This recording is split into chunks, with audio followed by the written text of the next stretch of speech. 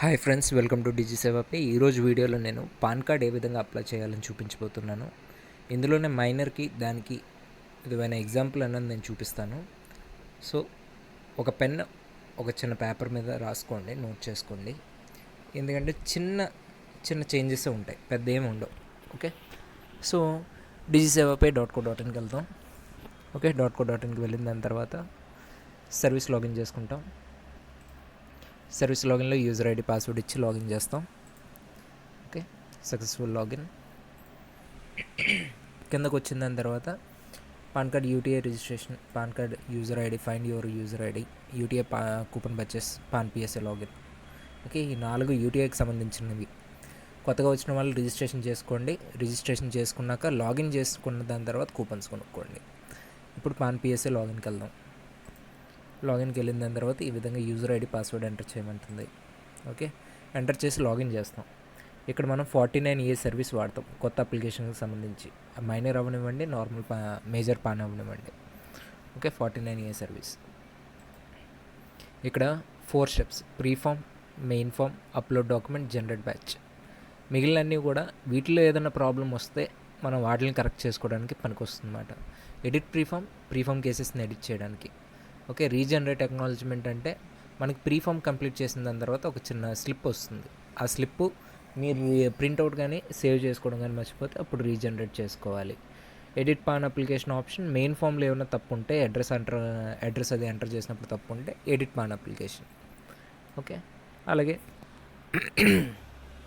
Generate batch అంటే ఇప్పుడు మనం అప్లై చేసిన అప్లికేషన్లన్నీ కూడా బ్యాచ్ జనరేట్ చేయకపోతే అవి అప్లోడ్ అవ్వవు. యూటీఐ సర్వర్కి కానీ ఇన్కమ్ ట్యాక్స్కి కానీ వెళ్ళవు, మీ ఐడిలోనే ఉంటాయి.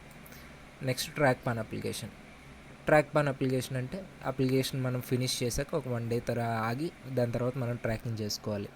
Regenerate PAN application. Main form చేసిన దాని తర్వాత మనకి ఫామ్ రాలేదు, అప్లికేషన్ ఫామ్ రాకపోతే రీజనరేట్ పాన్ అప్లికేషన్ వాడతాం. ఓన్లీ ఆన్లైన్ ఫీల్డ్ అప్లికేషన్ మాత్రమే వాడాలి, వేరే అప్లికేషన్ మనం వాడకూడదు. అంటే ఇంతకుముందు నార్మల్ ఫిజికల్ పాన్ అప్లికేషన్స్ ఉండే, మనం రాసి సబ్మిట్ చేసాం, అవి కాదు. ఓకే, బ్యాచ్ షీట్ డీటెయిల్స్ అని, find application under objection.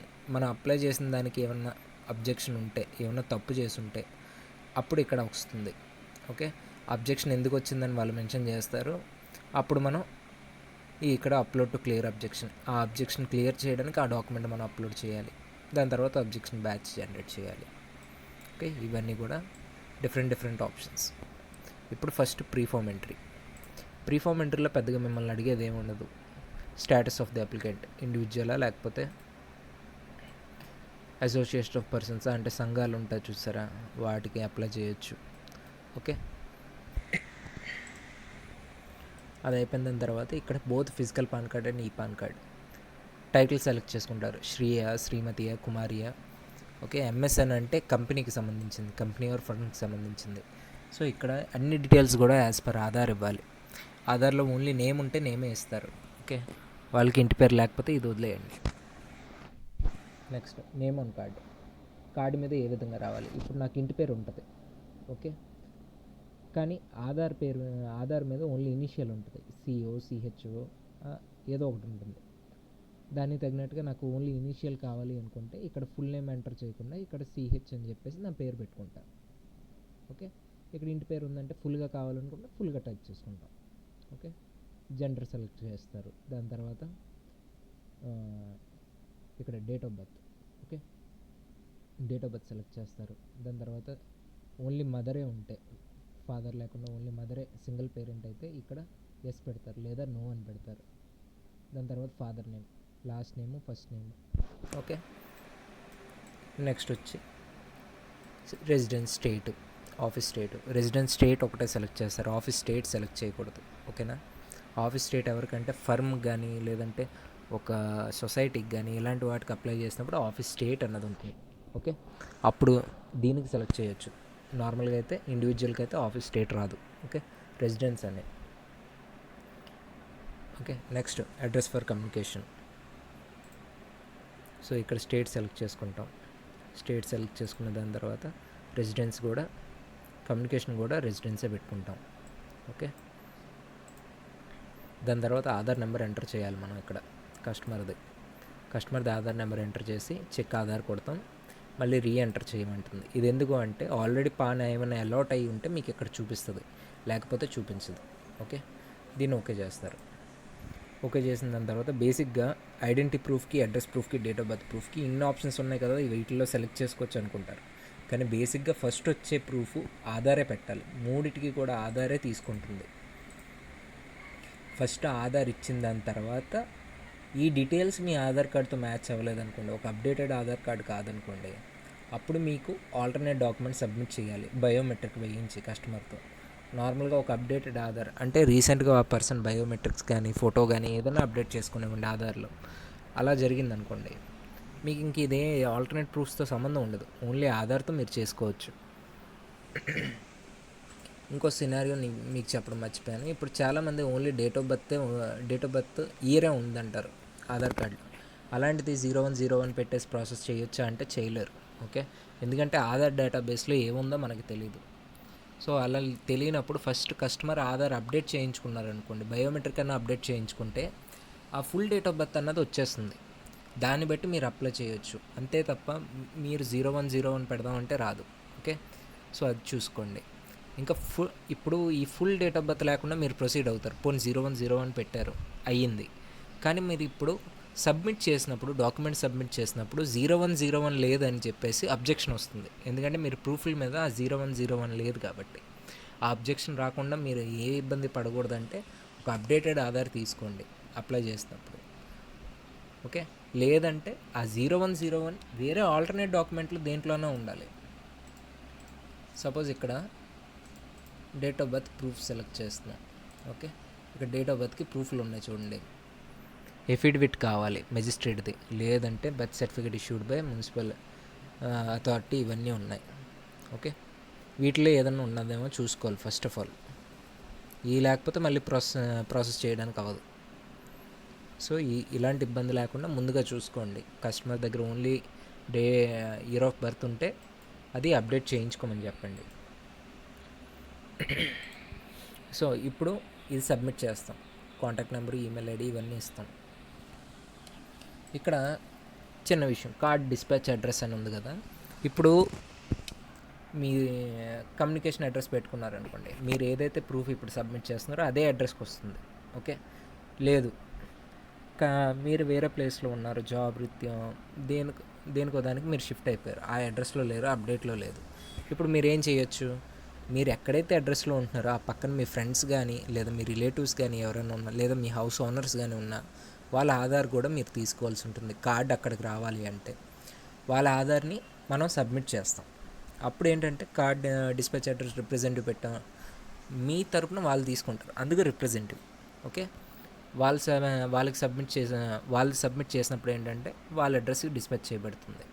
So ఇదంతా కూడా నార్మల్లీ ఇండియన్ ఇదంతా ఇలాగే ఉంటుంది. ఓకే, ఇది రిసిప్ట్ ఇందాక వస్తుందని చెప్పాను కదా, ఎడిట్ ప్రీఫామ్ కేసు అయిన దాని తర్వాత అక్నాలజ్మెంట్. ఇది ఇక్కడ చూడండి, Aadhaar matched using demographic details mention matched. నేను ఒక కంప్లీట్ అప్డేటెడ్ ఆధార్ తీసుకున్నాను కస్టమర్ది. అప్పుడు ఏంటంటే నాకు ఇంకా పెద్ద కష్టమే ఉండదు, నేను బయోమెట్రిక్ వేయించాల్సిన పని ఉండదు, ఎందుకంటే all the details are up to date. Mention matched, కొంతమందికి ఇక్కడ మెన్షన్ సబ్జెక్ట్ టు వెరిఫికేషన్, అలాంటప్పుడు ఏంటంటే బయోమెట్రిక్ వేయించాలి కంపల్సరీగా. బయోమెట్రిక్ వేయించకపోతే అప్లికేషన్ ప్రాసెస్ అవ్వదు. ఓకే, నాట్ మ్యాచ్డ్ అని వచ్చింది అనుకోండి, ఎడిట్ ప్రీఫామ్ కేసెస్కి వెళ్ళి మీరు ఏం తప్పు చేశారో చూడండి ఒకసారి. ఏదో తప్పు జరిగితే తప్ప మీకు నాట్ మ్యాచ్డ్ అని రాదు. ఇంకో విషయం, ఇక్కడ కూపన్ నెంబర్ వస్తుంది, అప్లికేషన్ నెంబర్ కూపన్ నెంబర్ అని వస్తుంది. ఇది స్టార్ట్ టు ఫినిష్, ఇది ఎక్కడ నోట్ చేసుకోండి, లేదా ఇది సేవ్ చేసుకోండి. ప్రింట్ కొట్టారు అనుకోండి, ఈ విధంగా సేవ్ ఎస్ పీడిఎఫ్ అని వస్తుంది, దీన్ని సేవ్ చేసుకోండి మీ సిస్టంలో కానీ మొబైల్లో కానీ. దాని తర్వాత main form entry. Okay, pre form అయిపోయిన దాని తర్వాత మెయిన్ ఫామ్ ఎంట్రీ. ఇక్కడ కూపన్ నెంబర్ వస్తుంది, అప్లికేషన్ నేమ్ వస్తుంది, డేట్ ఆఫ్ బర్త్ వస్తుంది. ఓకే, దీని మీద క్లిక్ చేస్తాం. దాని మీద క్లిక్ చేసిన దాని తర్వాత మళ్ళీ ఇందాక చూపించిన మెసేజే, will be link to your PAN, okay చేస్తారు. సో ఇక్కడ ఫుల్ నేమ్ ఇవన్నీ కూడా మీరు ఇంకా ఎడిట్ చేయడానికి ఉండదన్నమాట, ఆల్రెడీ ప్రీఫామ్లో అయిపోయింది కాబట్టి. తప్పుంటే ఎడిట్ ప్రీఫామ్ కేసెస్కి వెళ్ళండి, లేదంటే కంటిన్యూ చేయడమే. ఇప్పుడు ఏంటంటే 7th బ్లాక్ అడ్రస్ మాత్రమే ఫిల్ చేస్తారు. ఇక్కడ రెసిడెన్షియల్ అడ్రస్ అంటే కస్టమర్ ఆధార్ పైన ఉన్న అడ్రస్ ఇది. ఓకే, ఈ డీటెయిల్స్ అన్నీ ఇస్తారు. కరెక్ట్గా ఇవ్వాలి, చాలా కరెక్ట్గా ఇవ్వాలి. ఓకే, డోర్ నెంబర్ కానీ, మీ ఏరియా పేరు, మీ పోస్ట్ ఆఫీస్ లేను, రోడ్డు, ఇవన్నీ కూడా చాలా కరెక్ట్గా ఇవ్వాలి. అది అయిన తర్వాత ఇందాక ప్రీ ఫామ్లో చూసారు ఆఫీస్ స్టేట్ ఇవన్నీ ఉన్నాయి. అక్కడ ఆఫీస్ స్టేట్ సెలెక్ట్ చేసి ఉంటే ఇది కంపల్సరీగా ఎంటర్ చేయమని అంటుంది ఇది సబ్మిట్ చేసినప్పుడు. సో అక్కడ ఆఫీస్ సెలెక్ట్ చేయకుండా వదిలేస్తే ఇక్కడ మీకు ఇది అడగదన్నమాట. మళ్ళీ మీరు ఎడిట్ ప్రీఫామ్ కేసెస్కి వెళ్ళే అవకాశం ఉండదు. ఓకే, సో ఇక్కడ మిగిలిన డీటెయిల్స్ అన్నీ కూడా ఇలాగే చూపిస్తుంది. ఇక్కడ ఓన్లీ మళ్ళీ ఇంకోసారి 13th పాయింట్ నో ఇన్కమ్ లేకపోతే శాలరీడ్ ఎంప్లాయిడ్ ఇవన్నీ కూడా ఏ కేటగిరీలో వస్తారో చూడాలి మనం అప్లై చేస్తున్న వాళ్ళు. నో ఇన్కమ్ పెట్టామంటే మిగిలిన అన్ని సోర్సెస్ నుంచి ఇన్కమ్ డిజేబుల్ అయిపోతుంది. ఓకే, ఇంకా ఆప్షన్ సెలెక్ట్ చేయలేం. సో ఇప్పుడు కార్డు వేరే వాళ్ళ అడ్రస్కి రావాలి అంటే రిప్రజెంటేటివ్ ఎస్ఎస్సి చెప్పాను కదా, మీరు ఎక్కడైతే మీ దగ్గరలో ఉంటున్న మీ హౌస్ ఓనర్ కానీ లేదా మీ ఫ్రెండ్స్ కానీ రిలేటివ్స్ కానీ వాళ్ళ ఆధార్ ప్రకారంగా ఈ డీటెయిల్స్ ఫిల్ చేస్తాం. ఓకే, ఒక మైనర్ పాన్ అప్లై చేసినప్పుడు కూడా సేమ్ ప్రాసెసే. అక్కడ రిప్రజెంటేటివ్ ఎస్ఎస్సి పెడతాం, ఇక్కడ ఫాదర్ డీటెయిల్స్ ఇస్తాం. ఇక్కడ నార్మల్గా ఒక వ్యక్తి వేరే వాళ్ళు తీసుకోవాలంటే వాళ్ళ ఫ్రెండ్స్తో రిలేటివ్స్తో డీటెయిల్స్ ఇస్తాం. మైనర్కి అయితే వాళ్ళ ఫాదర్ది ఇస్తాం, అంతే, ఇంకా డిఫరెన్స్ ఏమి ఉండదు. ఓకే, ఇది అయిపోయిన దాని తర్వాత ఆ డీటెయిల్స్ ఫిల్ చేసేస్తాం. ఇంక ఇది చేంజ్ చేయడానికి ఏముండదు. ఇక్కడ సెలెక్ట్ కెపాసిటీ అన్నది హిమ్సెల్ఫ్ ఆర్ హర్ సెల్ఫ్ వస్తుంది మేజర్ అయితే. మైనర్కి అయితే రిప్రజెంటేటివ్ ఎస్ఎస్సి అని వస్తుంది. నార్మల్ వాళ్ళకి హిమ్సెల్ఫ్ ఆర్ సెల్ఫ్, మైనర్ వాళ్ళకి రిప్రజెంటేటివ్ ఎస్ఎస్సి. ఓకే, దాని తర్వాత వెరిఫైయర్ నేమ్ ఇక్కడ మీరు టిక్ పెట్టగానే కస్టమర్ నేమ్ వచ్చేస్తుంది. దాని తర్వాత వెరిఫికేషన్ ప్లేస్, మీరు ఎక్కడి నుంచి అయితే అప్లై చేస్తున్నారో ఆ ప్లేసే ఇవ్వండి. అంటే ఇప్పుడు నేను గాజువాకలో ఉన్నాను, ఇక్కడ నేను గాజువాకే ఇస్తాను. లేదు నేను వేరే ఊరు వెళ్ళాను అనుకోండి, నేను రాజమండ్రి వెళ్ళాను అనుకోండి, రాజమండ్రిని ఇవ్వాలి. ఓకే, మీరు ఎక్కడి నుంచి అయితే చేస్తున్నారో ఈ పర్సన్కి అప్లై అదే ప్లేస్ ఇవ్వాలి. ఓకే, ఈ విధంగా ఏవో కోడ్ అని వస్తుంది, అది సబ్మిట్ చేసిన దాని తర్వాత దీన్ని మీరు ఏం టచ్ చేయకూడదు. ఓకే, ఇది యాస్టీజ్గా అలాగే వదిలేయాలి, ఓకే చేసేయాలి. ఓకే చేసిన దాని తర్వాత ఈ విధంగా అప్లికేషన్ వ్యాలిడేటెడ్ సక్సెస్ఫుల్లీ అని వస్తుంది. ఓకే చేయండి, ఇది అప్లికేషన్ సబ్మిటెడ్ సక్సెస్ఫుల్లీ. ఓకే, ఇప్పుడు రీజనరేట్ పాన్ అప్లికేషన్. ఇందాక కూపన్ నెంబర్ సేవ్ చేసుకోమని చెప్పాను కదా, అదే అప్లికేషన్ నెంబరు, అదే ఇక్కడ ఎంటర్ చేసి సబ్మిట్ చేస్తారు. సబ్మిట్ చేసిన దాని తర్వాత ఈ విధంగా అప్లికేషన్ వస్తుంది. ఈ అప్లికేషన్ మాత్రమే మీరు ప్రాసెస్ చేయాలి, వేరే అప్లికేషన్ చేయకూడదు. ఓకే, ఇక్కడ ఫోటో, ఇక్కడ ఒక ఫోటో. ఓకే, ఈ బాక్స్లో సిగ్నేచర్ రావాలి, ఇటు పక్క ఫోటో మీదుగా సిగ్నేచర్ రావాలి. దీని అప్లికేషన్ సేవ్ చేసుకొని ప్రింట్అవుట్ తీయించుకొని ఇటొక ఫోటో సంతకాలు చేయించేసి ఈ విధంగా అప్లికేషన్ రెడీ చేసుకోవాలి. ఒక వేలు ముద్ర వేసే వాళ్ళకి ఇదే ప్రాసెస్, ఏం మారదు. ఇక్కడ ఒక వేలు ముద్ర వేయిస్తారు, ఇక్కడ ఒక వేలు ముద్ర వేయిస్తారు. సెకండ్ పేజ్, ఇక్కడ ఒక వేలు ముద్ర, డేటు. ఓకే, కానీ ఇక్కడ ప్రాసెస్ అవ్వాలి అంటే వేలు ముద్ర వేసిన వాళ్ళకి, థంబ్ ఇంప్రెషన్ వేసే వాళ్ళకి ఒక గెజిటెడ్ ఆఫీసర్ దీన్ని అటెస్టేషన్ చేయాలి. ఆయన సంతకం పెట్టి ఆయన స్టాంప్ వేస్తేనే ఇది వ్యాలిడ్ అప్లికేషన్. ఓకే, ఎవరైతే థంబ్ ఇంప్రెషన్ వేస్తారో వాళ్ళది సైన్ పెట్టించుకున్న వాళ్ళకి ఏం ప్రాబ్లం ఏమి ఉండదు. మైనర్ అప్లికేషన్ చేసినప్పుడు ఫోటో మైనర్ది ఉంటుంది, సంతకం వాళ్ళ ఫాదర్ది ఉంటుంది. అంటే బిలో 10 years పిల్లలు ఉన్నారనుకోండి, వాళ్ళ సంతకం ఏం చేయలేరు కాబట్టి వాళ్ళ ఫాదర్ చేస్తారు వాళ్ళ తరపున. పాన్ కార్డ్ మీద కూడా ఫాదర్ సిగ్నేచర్ వస్తుంది. కానీ ఒక మైనర్ సంతకం పెట్టగలడు అనుకోండి, సపోజ్ ఒక 12 to 17 years వాళ్ళు ఎలాగో అలా సంతకం పెట్టగలరు. అప్పుడు ఏంటంటే వాళ్ళ సంతకం పెట్టేయచ్చు. ఓకే, వాళ్ళ సంతకం మీరు తీసుకోవచ్చు. సో ఈ ప్రాసెస్లో మీరు ఫోటో అంటించి ఇటు పక్క ఫోటో మీదుగా సిగ్నేచరు, ఇటు పక్క ఫోటో కింద సిగ్నేచర్ బాక్స్లో డీటెయిల్స్ అన్నీ ఇంకా అలాగే ఉంటాయి, మీరేం టచ్ చేయరు. సెకండ్ పేజ్లో సిగ్నేచరు, ఇక్కడ డేటు. ఓకే, అయిపోయిన దాని తర్వాత ఇక్కడ చూడండి ఫస్ట్ పేజు, సెకండ్ పేజు, అవి మళ్ళీ మీరు స్కాన్ తీయించుకుంటారు, అవునా. దాని తర్వాత photo, signature, customer Aadhaar card, representative Aadhaar card. Normal application representative లేని పక్షాన ఓన్లీ ఆధార్ ఉంటుంది. ఇక్కడ రిప్రజెంటేటివ్ ఉన్నారు కాబట్టి ఇంకో ఆధార్ వచ్చింది, అంతే తేడా. సో 1 2 3 4 5 6 మొత్తం 6 డాక్యుమెంట్లు. ఇప్పుడు ఏం చేయాలి, JPG to PDF. Okay, first link I love PDF ఉంది కదా, దీని మీద క్లిక్ చేశారనుకోండి ఈ విధంగా వస్తాయి. Select JPG images. ఇక్కడ first page, second page, third, fourth. ఇంకో విషయం, పాన్ కార్డ్ మీరు సంతకాలు పెట్టించినప్పుడు ఓన్లీ బ్లాక్ ఇంక్ వాడండి, బ్లూ ఇంక్ వాడద్దు, ఓన్లీ బ్లాక్ ఇంక్. ఓకే, ఇప్పుడు ఈ 4 పేజీలు నేను కలపాలి. ఫోటో, సిగ్నేచర్ వదిలేసి ఈ 4ని అప్లోడ్ చేసుకుంటా. అడ్జస్ట్మెంట్ చేసుకోండి, ఈ ఫోటో ఇటు, ఈ ఫోటో ఇటు మారుతాయి, కావాలంటే అడ్జస్ట్మెంట్ చేసుకొని కన్వర్ట్ టు పీడిఎఫ్ కొట్టాను అనుకోండి, మొత్తం అంతా కూడా ఒక పీడిఎఫ్లోకి వస్తుంది. దాని తర్వాత డౌన్లోడ్ పీడిఎఫ్. ఈ పేజ్ డౌన్లోడ్ అవుతుంది కదా, ఇదిగోండి ఇక్కడ డౌన్లోడ్ అవుతుంది. ఈ డౌన్లోడ్ అయ్యింది, ఈ విధంగా ఉంటుంది చూడండి. ఈ సైడ్ చూడండి, first page, second page, third page, అలాగే ఫోర్త్ పేజ్. ఇవన్నీ కూడా మొత్తం అన్నీ ఒక పీడిఎఫ్లో ఉన్నాయి. ఇప్పుడు నాకు ఈ పీడిఎఫ్ని నేను అప్లోడ్ చేయడానికి అవుతుంది. ఓకే, నెక్స్ట్ ఫోటో అండ్ సైన్ని నేను క్రాప్ చేసుకోవాలి.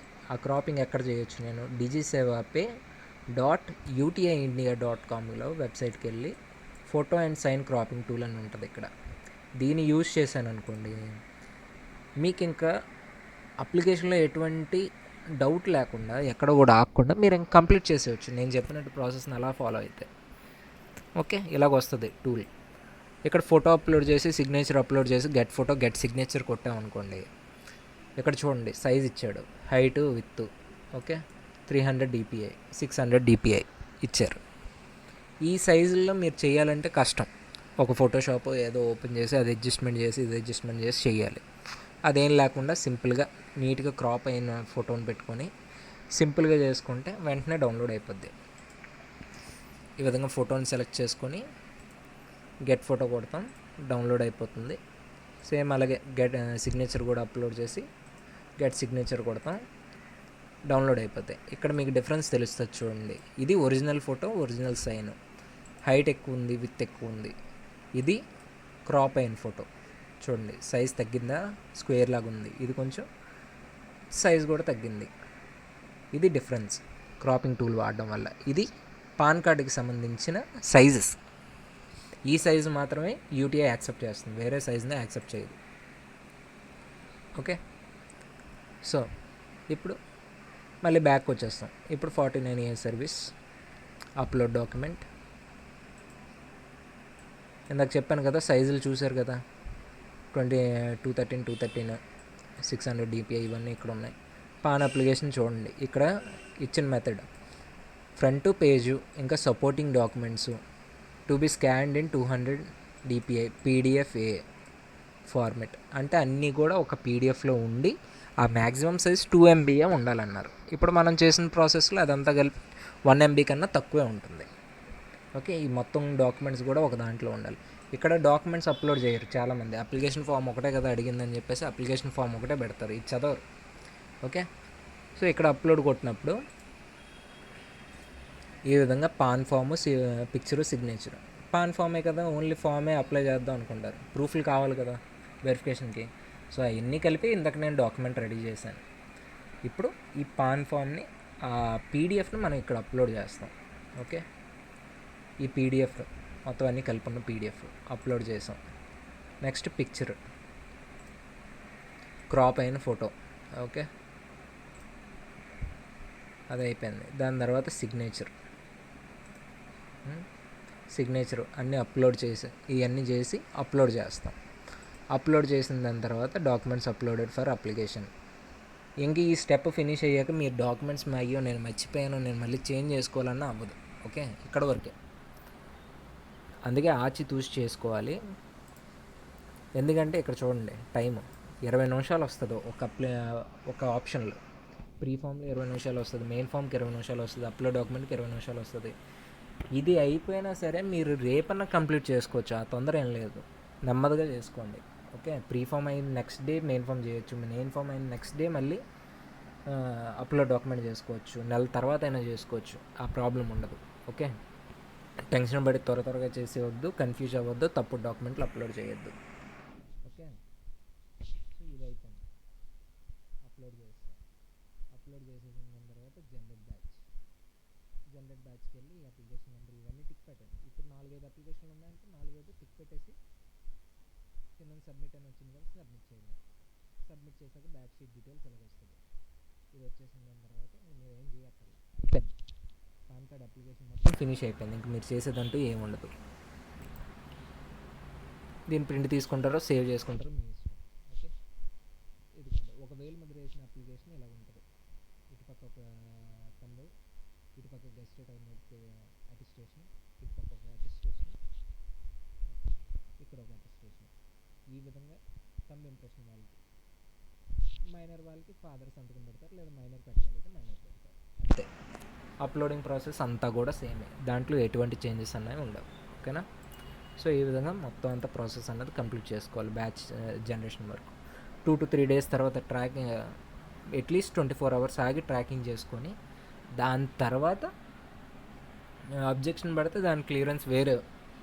అబ్జెక్షన్ రాకపోతే అలాట్మెంట్స్ అంతా కూడా మీకు వితిన్ 10 daysలో అయిపోతుంది. ఓకే, అలాట్మెంట్ ఈ పాన్ రావడం అన్నీ కూడా 10 daysలో అయిపోతుంది. కార్డ్ రావడానికి ఇంకో 10 to 15 days ఎక్స్ట్రా పడుతుంది, అంతే. ఓకేనా? టోటల్ ప్రాసెస్ అంతా కూడా ఇదే. So thank you so much. ఈ వీడియో కనుక నచ్చినట్టయితే లైక్ చేయండి, అదేవిధంగా సబ్స్క్రైబ్ చేయండి. Thank you.